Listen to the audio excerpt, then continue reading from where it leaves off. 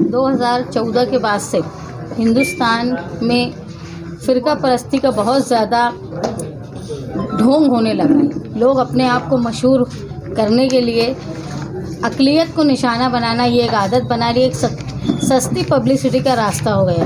पिछले दिनों देखा गया कि एक बुज़ुर्ग को ट्रेन में मारा गया, उसके ख़िलाफ़ कंप्लेन हुई, लेकिन ऐसे वाक़यात होते क्यों हैं? ख़ास तौर पे महाराष्ट्र में। यहाँ पर मज़म्मत करने की बात है चीफ मिनिस्टर की, एकनाथ शिंदे, और जो चीफ मिनिस्टर के नीचे काम करने वाले हैं अजीत पवार।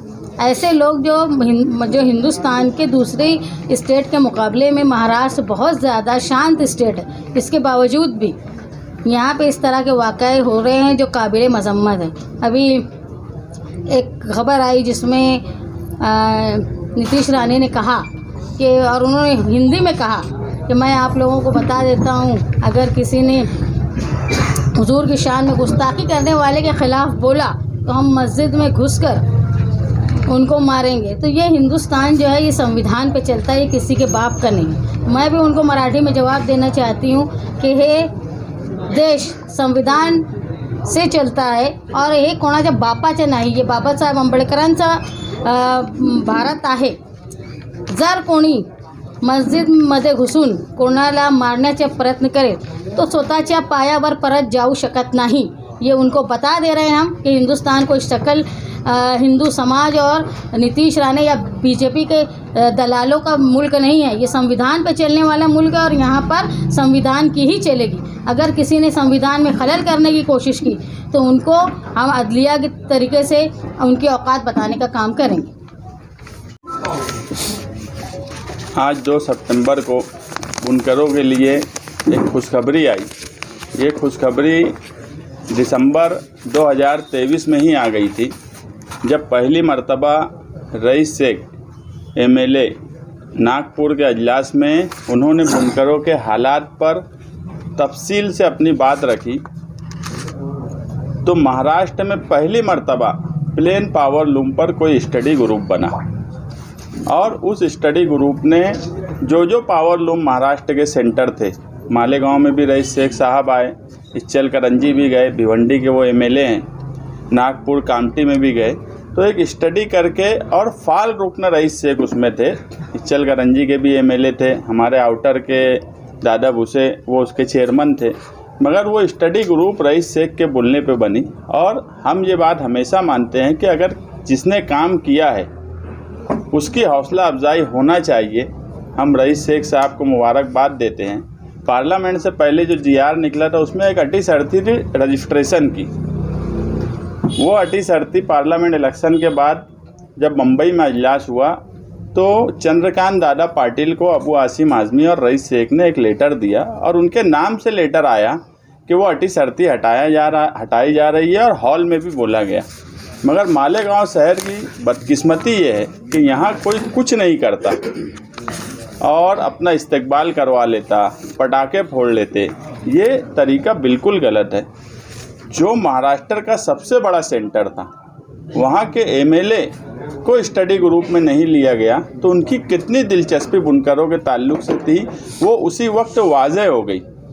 अगर उनकी यहाँ तक कि जिस वक्त रईस शेख का नागपुर अजलास में वो विषय लगा था उस वक्त मालेगांव के मौजूदा MLA हॉल में हाजिर भी नहीं थे। मैं इससे पहले भी बोला कि अगर विषय कोई भी लगाए हो, म्युनिसिपल कॉरपोरेशन का हो या असेंबली हो या पार्लियामेंट में हो, अगर मेरी दिलचस्पी है तो मैं कम से कम वहाँ रहूँगा, उस पर बात रखूँगा। इन्होंने उस पर कोई बात नहीं रखी।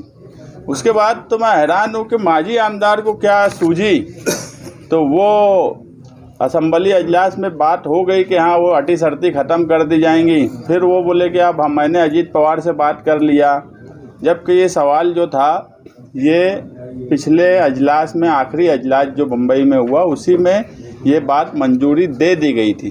अब बाकी बातें अगर बोली जाएंगी कि मिनट से लिखे जा रहे हैं, अभी कागज़ निकाला गया है, पेन लेके सेक्रेटरी हाजिर है, वो भी एक खबर बना दो कि यार अभी पेन लेके सेक्रेटरी बैठा है, अब वो मिनट लिख रहा है, हो गई हमारी कामयाब नुमाइंदगी। इस तरह का छचन मालेगांव शहर में करते हैं, जिसकी एक मिसाल हमेशा इस शहर में दी जा सकती है कि बेगानी शादी में दोनों अब्दुल्ला दीवाने हैं, एक नहीं दोनों। एक की कोई दिलचस्पी नहीं थी। पूरे दिसंबर से लेके अभी तक साल भर ख़त्म होने लगा, माजी एमएलए का कोई लेना देना नहीं था। उनका क्या अजीत पवार से सेटलमेंट हुआ, वो भी बोले कि हम भी चले भैया, अब मिनट हम लिखवा रहे हैं, सेक्रेटरी के हाथ में पेन कलम दे दिया है, कागज़ भी हमने दे दिया है, अब वो लिखेगा। इस तरह का छचन बंद होना चाहिए।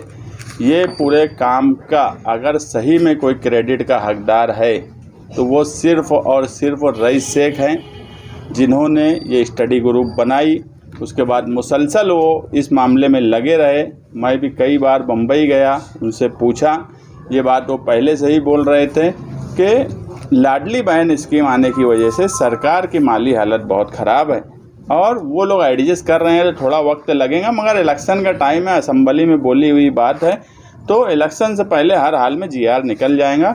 और अभी जीआर निकला है, बस उसमें एक बात अभी भी क्लियर नहीं हुई है कि मार्च से ये लागू होगा, मई से ये लागू होगा कि आज से लागू होगा, ये बात क्लियर नहीं है। बुनकरों को मैं एक बात बोल दूं कि इसमें कोई जाकर, बहुत से लोग आज मुझे फ़ोन भी किए कि यार अभी आगे क्या करना पड़ेगा।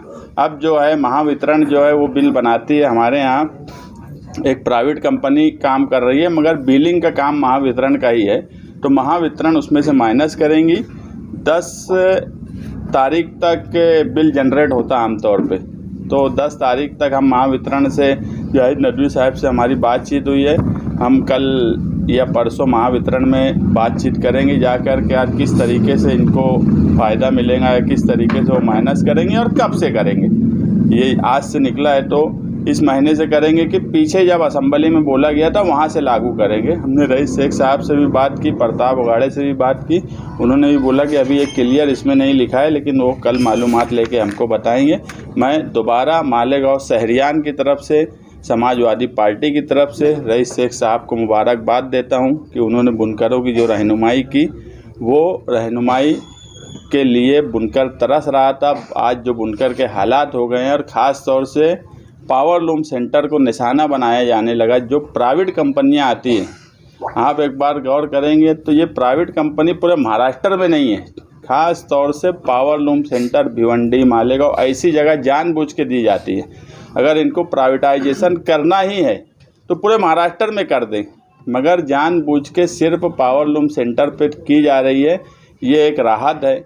इसमें स्टडी ग्रुप में उनके और भी कई मामलात थे जिस पर वो काम कर रहे हैं।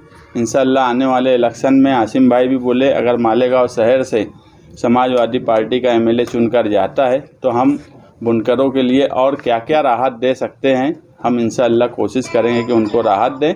मगर जिसका काम है उसी की हौसला अफजाई होना चाहिए। जब तक छचन करने वाले, हम एक बात हमेशा बोलते निहाल साहब के वक्त से कि जिसमें हमारा कोई काम नहीं रहता, जहां हम कुछ नहीं करते वहां हम कुछ नहीं बोलते। इस मामले में हमने बहुत कुछ किया, ऐसा नहीं है। इस मामले में अगर किसी ने किया तो वो रईस शेख ने किया।